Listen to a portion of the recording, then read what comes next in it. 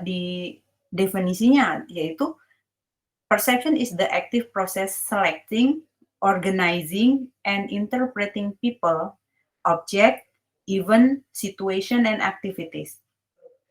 Cara kita memandang ya, proses. Tapi kalau lebih detailnya itu, kalau kalian tuh persepsi, kan kalian sering tuh kalau ngobrol-ngobrol, itu mah tergantung persepsi kalian aja.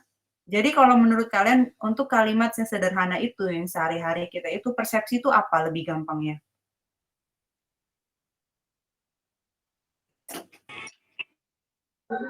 Sudut pandang. Sudut pandang, POV, gitu ya? Cara pandang seseorang. Cara pandang seseorang. Pemikiran seseorang. Pemikiran seseorang. Penilaian seseorang. Penilaian seseorang. Oke. Semuanya itu oke ya, penilaian, sudut pandang, kemudian apa tadi, cara menilai sesuatu gitu ya, itu jadi bukan hanya untuk ke orang aja, tapi ke objek, event, situation gitu. Nah, di sini ada lebih proses yang lebih rincinya lagi. Dalam kita persepsi itu, dalam sebuah perception itu kita ada namanya menjalani 3 proses yang penting ya, yang mungkin kita itu cuma enak banget ngomong, "Oh itu tergantung persepsi kamu aja, oh itu kan persepsinya dia," gitu. Kita seolah-olah kita itu gampang banget bilang itu persepsi, but sometimes we don't understand the meaning of about perception gitu. Jadi dalam persepsi itu ada namanya kita selecting. Nanti kita akan bahas satu-satu, dan di dalam selecting ini ada poin-poin lagi. Kenapa kita bisa menseleksi itu? Nah, yang kemudian ada organizing.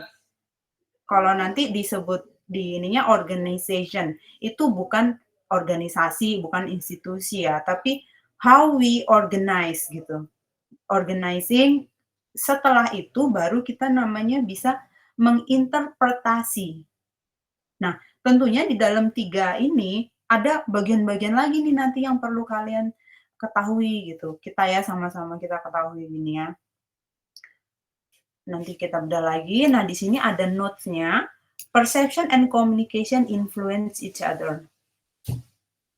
Nah, ini penting karena kenapa di komunikasi di perception itu membentuk cara kita berkomunikasi sama seseorang, dan itu akan kebalikan. Jadi kita saling memberikan influence, perception juga ngasih influence ke communication process, and then communication process also shape our perception gitu ya. Membentuk persepsi kita untuk melihat sesuatu atau menilai sesuatu gitu.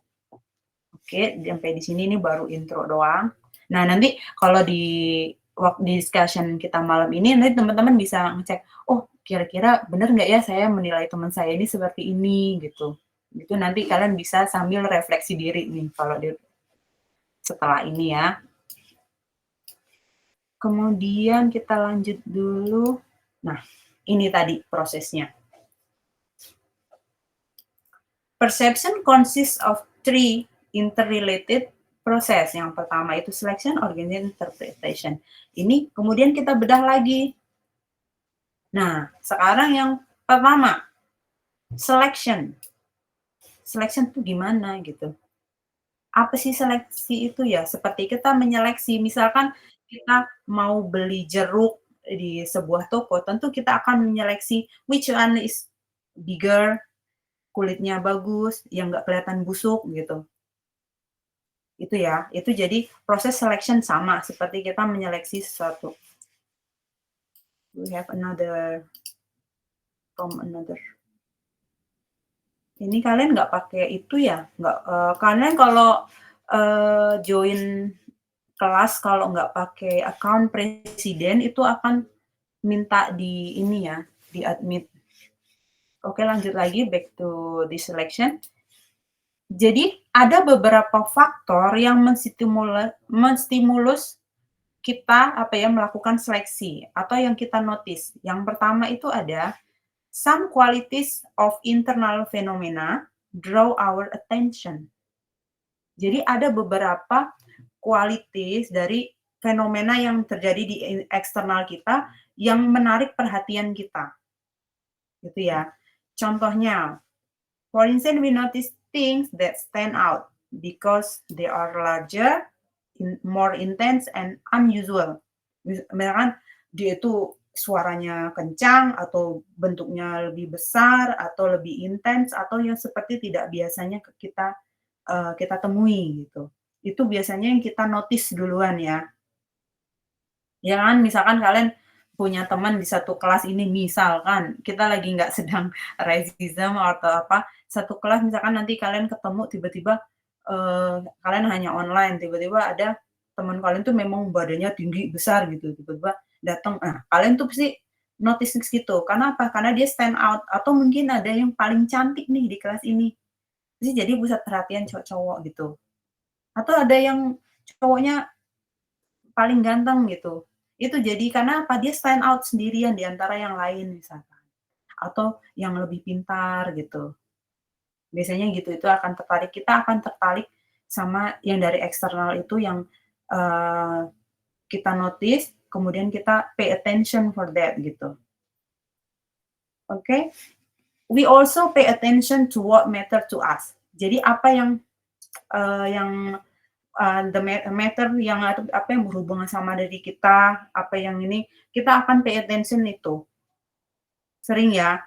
Jadi kita seleksi-seleksinya. Kalau itu biasanya, oh itu nggak ada hubungannya sama gue. Kalian skip lah, males gitu. Skip gitu. Jadi nggak mau. Karena apa?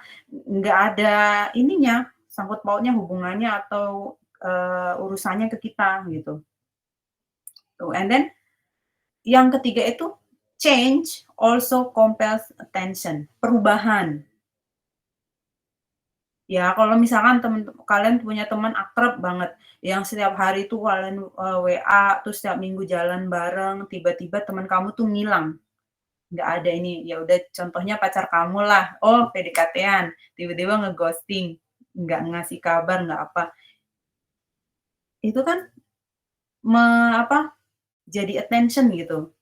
Kamu jadi notice itu, oh kok ini nggak seperti biasanya, seperti ini, dia kemana gitu. Jadi ntar kalian mulai itu berpikir gitu. Nah di sini juga dipelajari itu gitu. And then the last is, sometimes we deliberately influence what we notice by talking to ourselves. Jadi selection. Nah jadi gini, kan kita sudah tipis-tipis kita udah ngomongin soal komunikasi intrapersonal. Kita ngomong sama diri kita. Kemudian kalau di sini selection itu, kita bicara sama diri kita itu akan mempengaruhi our selection gitu.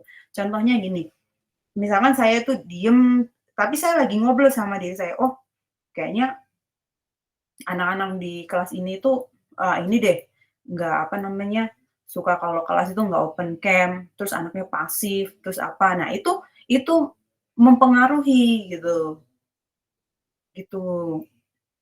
Itu jadi kita yang ada di dalam diri saya itu kita ngobrol, kemudian itulah yang mempengaruhi. Selection ini baru tahapan yang pertama, baru selection doang. Jadi apa-apa yang menstimulus kita, jadi kita kemudian membeberkan satu-satu apa ini gitu, mengkategorikan gitu ya.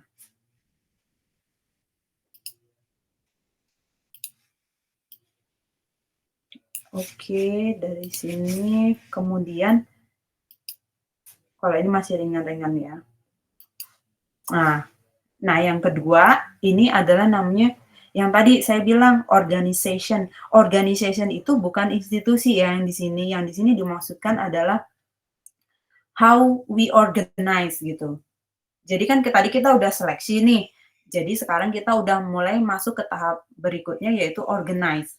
Nah, di sini kemudian muncullah teori yang namanya teori konstruktivism. Teori konstruksi. Ini teori konstruksi. Constructivism ini adalah theory that hold that we organize and interpret our experience by applying cognitive structure called cognitive schemata.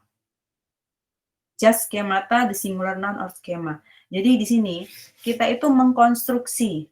Kan kita kan namanya dalam part organization ini artinya kita mengorganize semuanya yang tadi kita selection, kemudian muncullah ada teori namanya constructivism.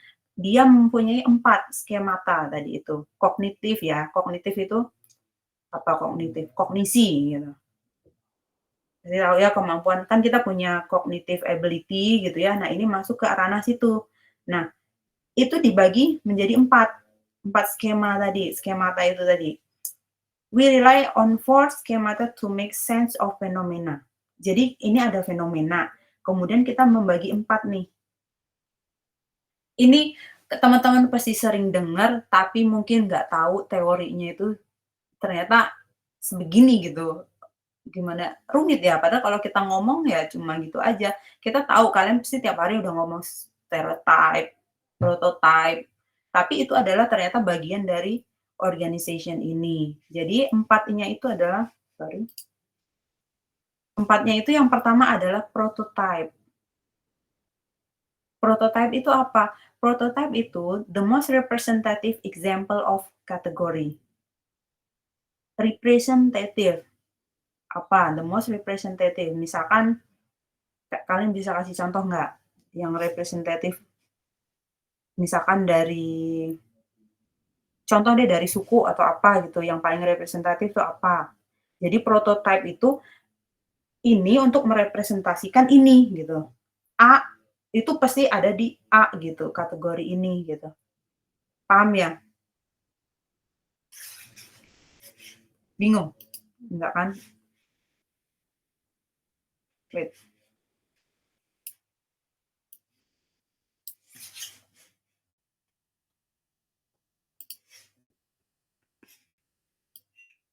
Saya mau cari contohnya supaya nanti ini mah masih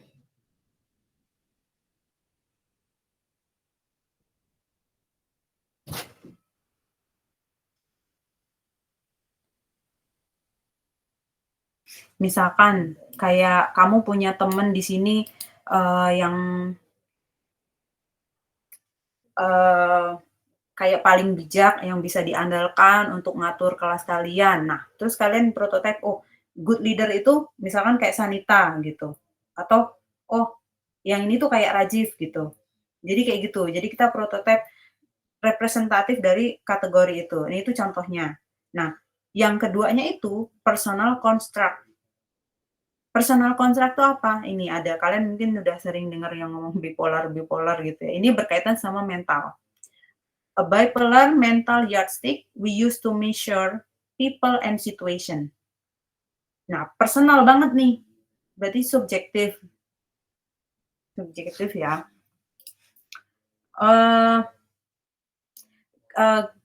Kita ininya apa ya? Judgment bahasa ininya. Itu jadi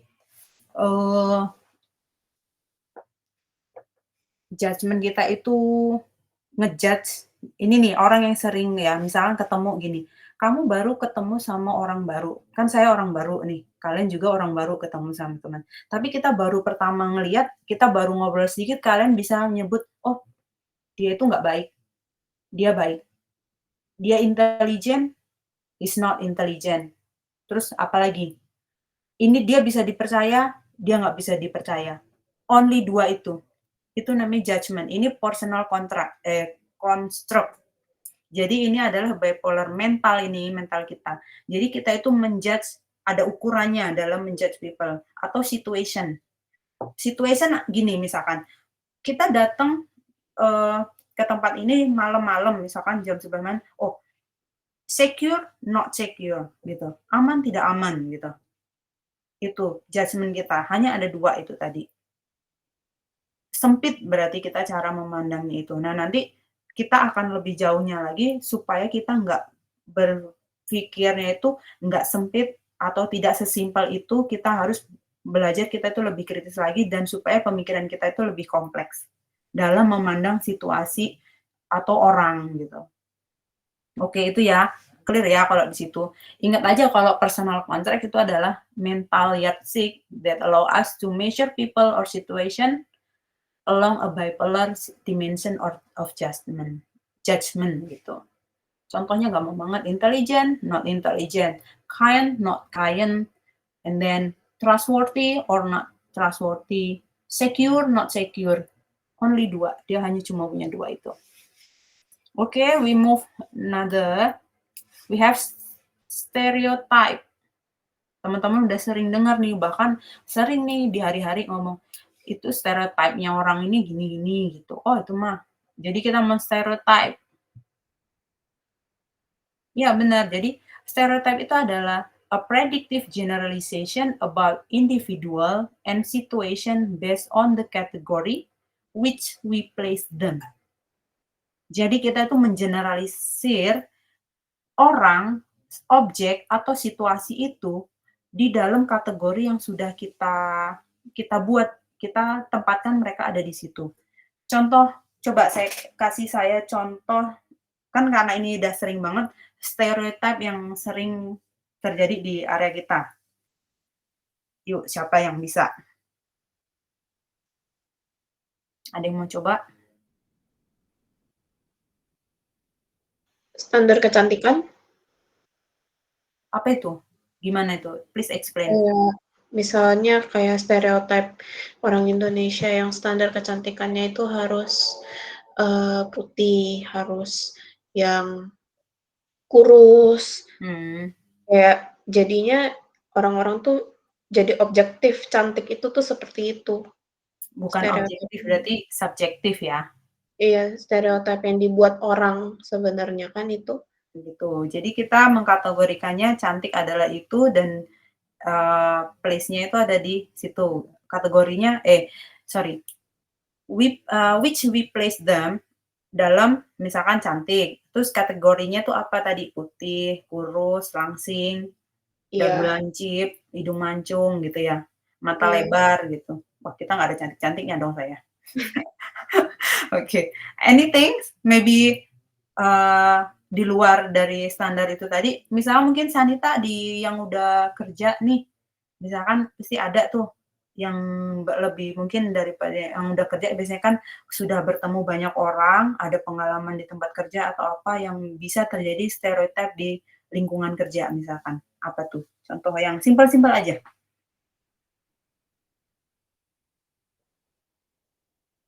You still mute Oke, jadi kalau mengeneralisir itu menurutku kalau misalnya di suatu kelompok atau di suatu tempat kayak ada orang di satu tempat itu kayak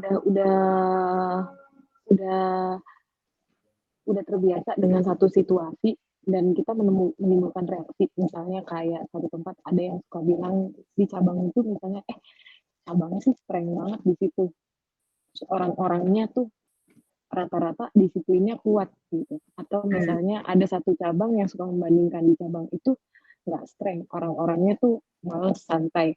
Jadi mengeneralisir, padahal di dalamnya itu orangnya belum tentu kuat semua, belum tentu rajin semua, belum tentu malas semua gitu. Betul. Ya kayak gitu ya biasanya kalau sering terjadinya di lingkungan kerja ya kayak gitu. Jadi kita tidak hanya tapi rata-rata ya, rata-rata misalkan yang sering terjadi itu juga di lingkungan kerja. Saya misalkan, I'm sorry ya kalau ada ini karena ini part of stereotype tadi itu, ini hanya contoh bukan saya bermaksud untuk memojokkan satu suku. Misalkan pernah terjadi di kondisi di lingkungan kerja saya, ada yang namanya orang berasal dari suku Sunda. Suku Sunda misalkan karena dia itu kalau saya baca-baca itu, mereka itu tidak terbiasa dengan, perebutan lahan, zaman dulu in the history ya. Dan mereka itu tidak terbiasa dengan rebutan lahan, rebutan kekuasaan atau apa. Karena di zaman dulu itu, di dataran Sunda itu misalkan kayak kita lempar biji apa, tumbuh. Tinggal ngeduk tanah, ada air gitu. Jadi mereka itu terbiasa dengan disediakan itu, jadi mereka tidak, mau berkonflik atau berebut ini itu. Jadi slow, santai gitu. Nah, itu generalisasi itu yang kemudian terjadi bahwa ketika orang Sunda itu di dalam lingkungan kerja, mereka itu takut berkonflik. Jadi mereka itu cenderung,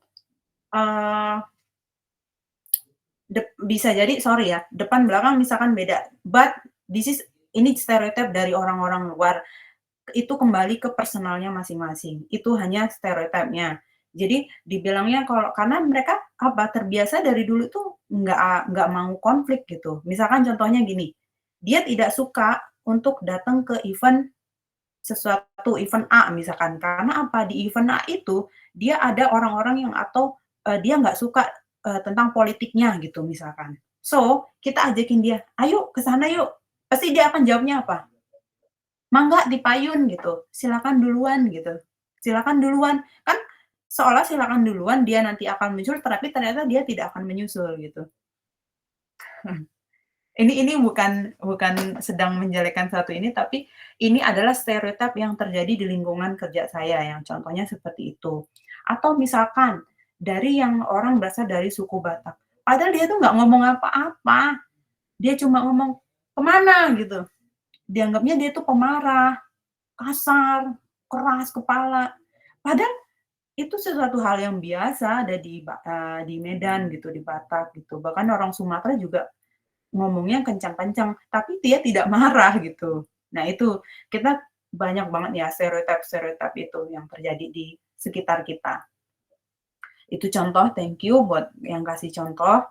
Lalu kita move ke yang warna kuning nih, yang keempat. Ini ada script. Script itu yang teman-teman, artikan mungkin adalah script kayak tulisan yang naskah gitu ya. Sama ini bentuknya juga naskah atau tulisan, tapi yang itu ada di dalam diri kita. Tanpa kita sadari, itu kita tuh punya script. Script ini apa? A guide to action in particular situation. Jadi tadi itu misalkan apa? Kita diajarin, oh enggak, jadi ketika saya udah prototype, personal contract, stereotype, kemudian ada faktor-faktor lain, kemudian saya apa? Oh, saya lebih baik tidak datang ke event tadi. Nah, itu skrip itu yang ada di dalam diri kita, di kepala kita, kita, guide to action, untuk pergi atau tidak, untuk menerima atau tidak, gitu ya. Misalkan apalagi contohnya, di lingkungan kerja ada orang yang sedang, melakukan apa ya, misalkan ngambil duit deh, ngambil duit dari kantor gitu, terus kalian dijajanin, kan terus kalian tuh tahu, misalkan, "Oh ini korup nih, mau dikasih." Oh enggak gitu. Jadi kita we have, script di dalam diri kita itu untuk action-nya apa, menerima atau menolak atau apa, itu ya.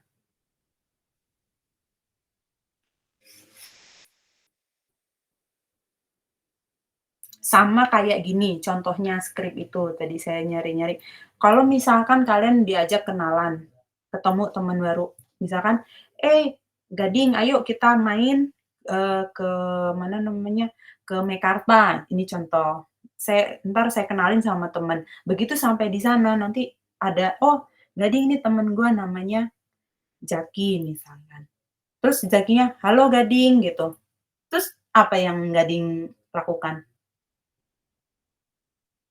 Misalkan dia tadi, "Halo Gading, saya Jaki." Pasti automatically Gading akan bilang, "Halo Jaki." Bisa jadi si Gading juga bilang, "Saya Gading, temennya si ini," gitu. Atau, "Halo, saya Gading, kamu apa kabar?" Itu skrip yang ada di dalam kepala kita, gitu ya. Gimana? Dari kognitif skemata tadi itu udah clear, jelas ya? Ada yang ingin ditanyakan nggak?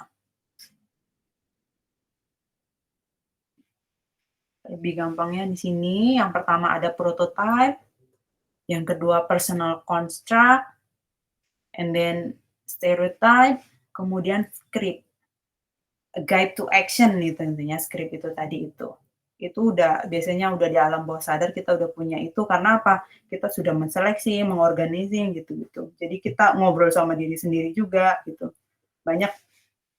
Nah, nanti kita akan bahas apa sih yang mempengaruhi itu sampai kita itu, eee, bisa apa namanya, ada persepsi ke orang, objek, atau situation gitu ya. Ada yang nggak ada yang tanyakan? Kalau tidak ada kita lanjutkan nih. Nah, ini. Oh ini notes-nya ya, ada note-nya. Prototype, personal construct, and stereotype and script are cognitive schemata that organize our thinking about people and situation. Clear tadi. Kemudian, we use them to make sense of experience to predict how and other will act. Ini ya. To make sense of experience, ininya, sorry ini salah, typo, ini saya benarkan. And to predict, kita memprediksi bagaimana kita dan orang lain tuh akan bertindak gitu. Sense. Oke? Clear ya?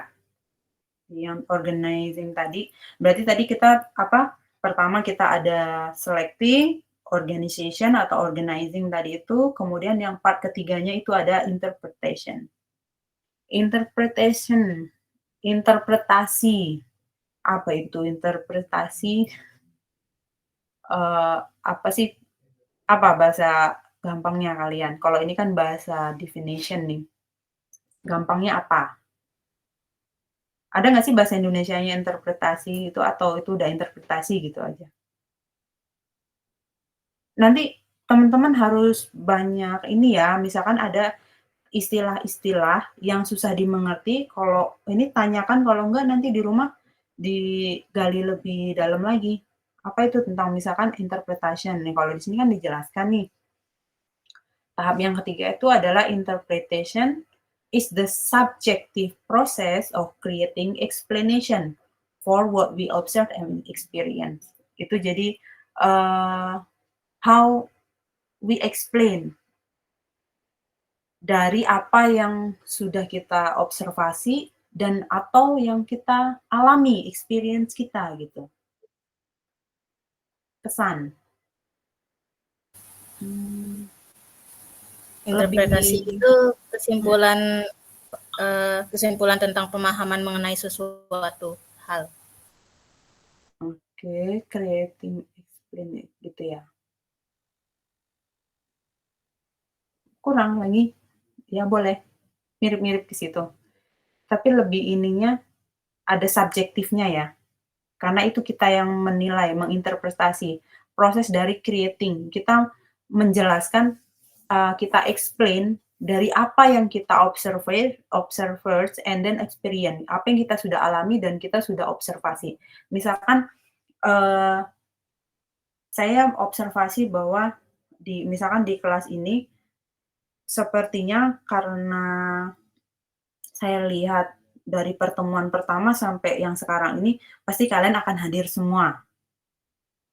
Karena apa? Itu kan dari yang saya observasi. Kemudian experience yang saya miliki adalah karena kalian tuh masih siswa baru, student baru. Jadi masih baru masuk, jadi masih semangat-semangatnya untuk kuliah, kemudian masih tertarik gitu. Belum terlalu banyak sibuk misalkan nanti yang mau organisasi atau kegiatan yang lainnya, atau kalian belum bekerja, jadi datang terus. Lalu yang experience dari saya kalau kelas online tuh selalu misalkan pertama nggak open cam, saya bukan sedang menyindir ya, tapi ini jelasin tentang isu ini. Lebih ke pendapat. Ya bisa gitu, yang subjektif ya, dari diri dia, point of view-nya dia, gitu.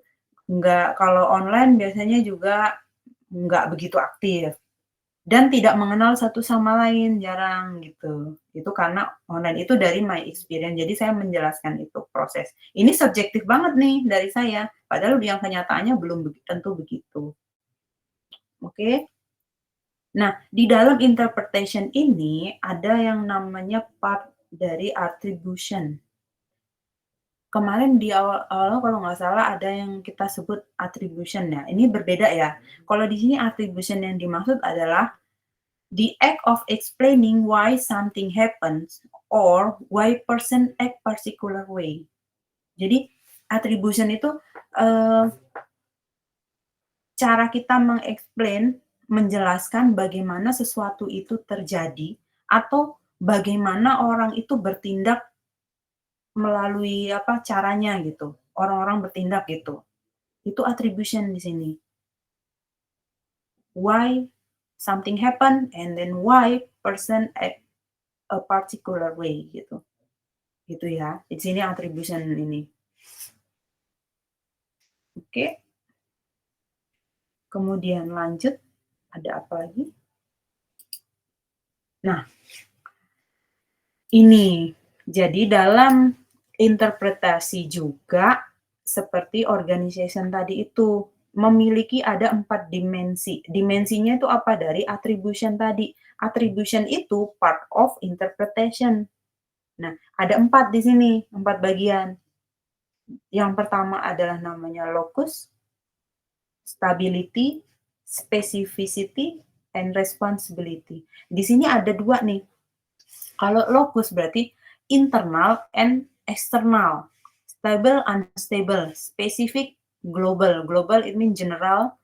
Responsibility within personal control or beyond personal control. Maksudnya apa sih?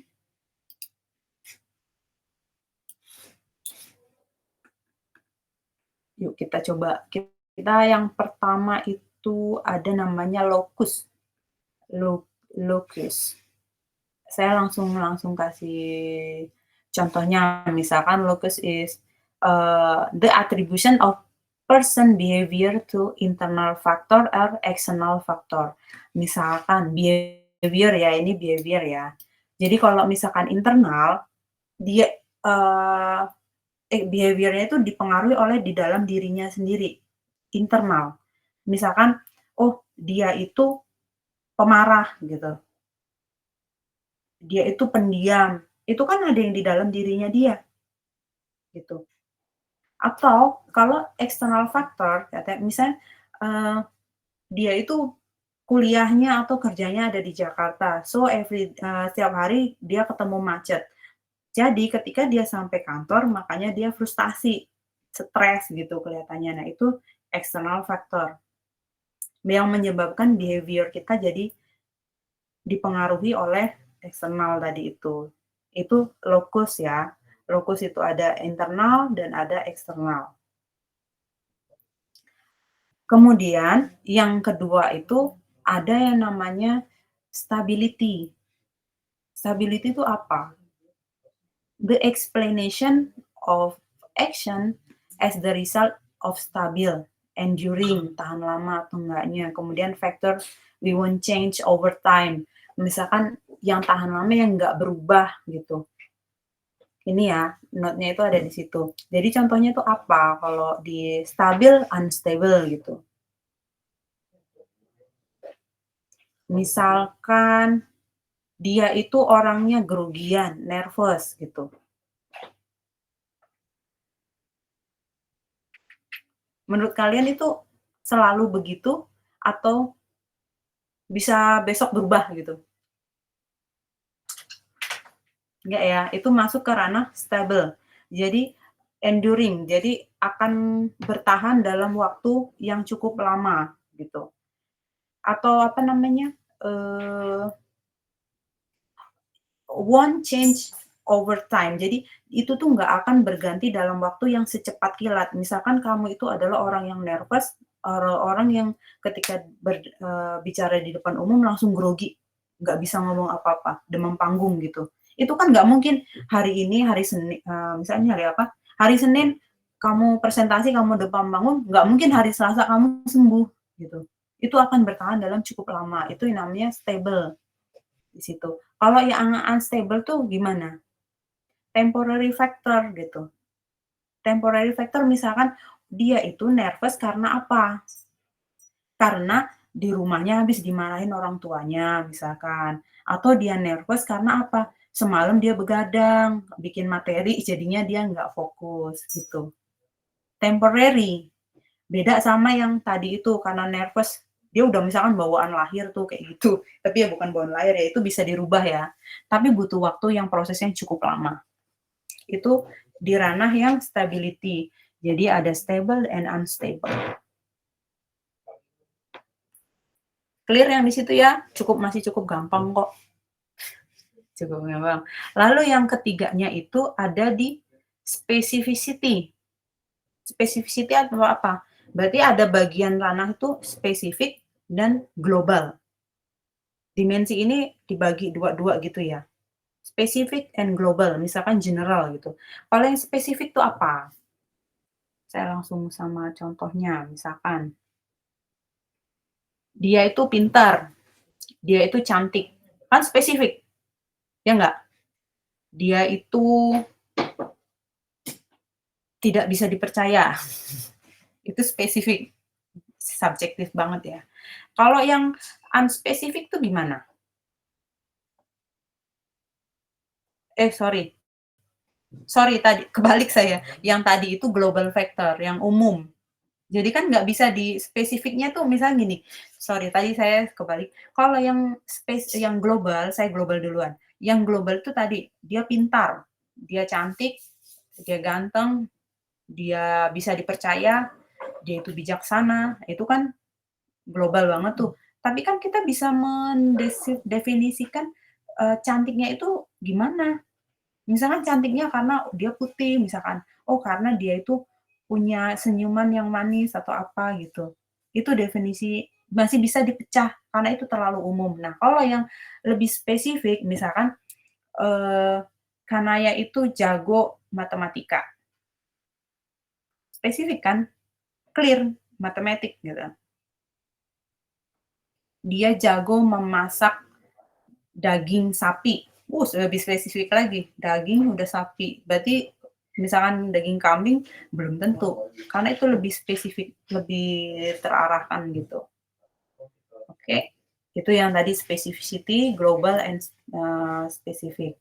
Yang keempatnya ini ada namanya responsibility within personal control and beyond. Berarti kalau di personal control itu gimana ya? She doesn't try to control her temper. Dimension control is ascribing a responsibility for action either to people themselves. Dia itu misalkan nggak bisa ngontrol dirinya itu marah gitu. Begitu. Itu kan personal control dalam diri dia. Atau apalagi misalkan. Ada contoh nggak? Dia nggak bisa ngontrol dirinya gitu dalam hal ini.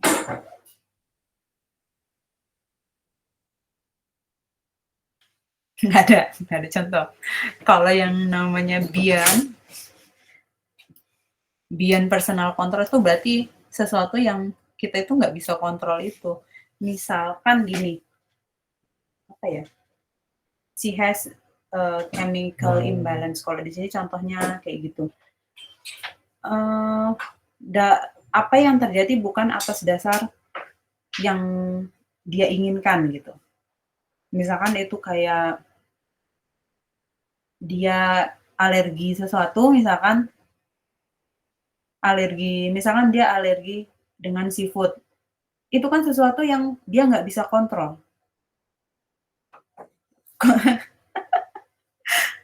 Ya lagi lihat barang lucu, jadi beli, itu mukeng terus ya dia. Iya itu nggak bisa dikontrol kah?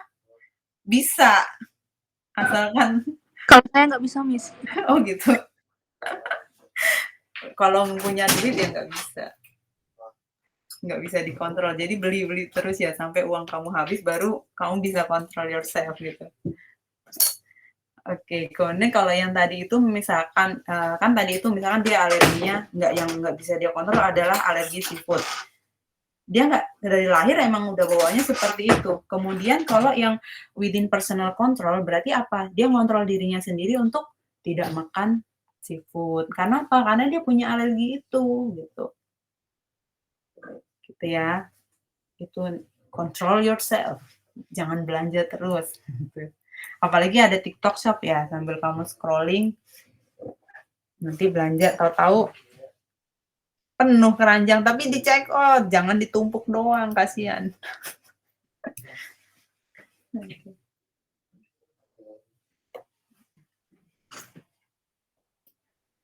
Di sini sampai di sini ada yang ditanyakan nggak dari dimension ini, dimension of attribution?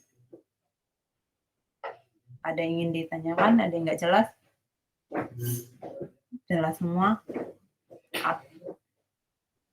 Atau ada yang ingin menambahkan? Belum ada. Baiklah. Miss, Yap.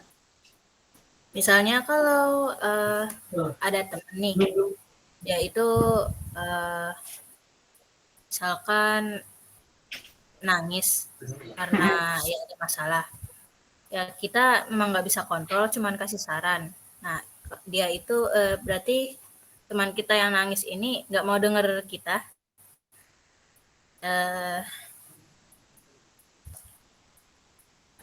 Jadi kita yang kita kasih saran itu kita nggak bisa kontrol dia. Jadi tergantung dianya mau kontrol atau tidak. Tapi dia memilih untuk tetap nangis gitu. Itu termasuk nggak? Ya berarti dia kan tidak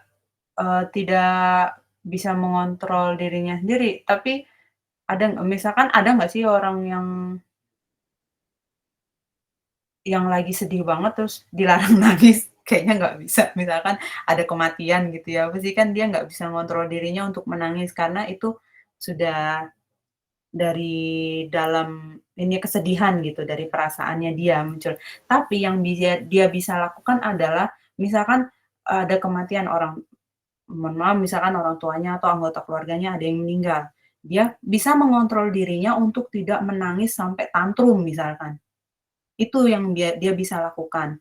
Mungkin dari luar kita cuma bisa ngomongin, tapi kan kontrol itu ada dalam dirinya dia.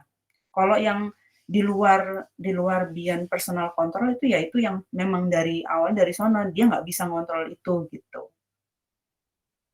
Dia bisa mengontrol dirinya atau mungkin kamu ingatkan mengontrolnya untuk dia nggak tantrum berlebihan karena situasinya mungkin lagi rame banget gitu. Kan nanti takutnya dia malu sendiri atau apa gitu. Atau misalkan dia menangisnya sampai meraung-raung, sampai banting-banting gelas gitu, kan kita nggak tahu gitu. Nah, itu yang perlu kita kontrol dari personalnya kita.